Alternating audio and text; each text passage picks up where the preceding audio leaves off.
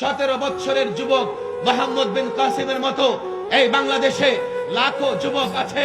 18 বছরের লাখো যুবক আছে, 19 বছরের লাখো যুবক আছে। এ যুবক, তুমি কি জানো কেন আমাদের উপর টর্চার করে? তারা তোমাদের ঘুম পাড়িয়ে রাখতে চায়, তারা তোমাদেরকে অজ্ঞান করে রাখতে চায়। আমরা যখন তোমাদের জাগ্রত করি, আমরা যখন তোমাদেরকে জাগিয়ে তুলি, তারা আরো ভয় পায়।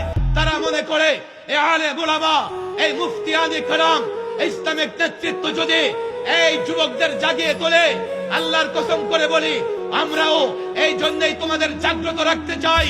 তোমরা যদি জেগে থাকো, বাংলাদেশের স্বাধীনতা কেউ ছিনতাই করতে পারবে না। তোমরা যদি জেগে থাকো, ঈমান কেউ নষ্ট করতে পারবে না।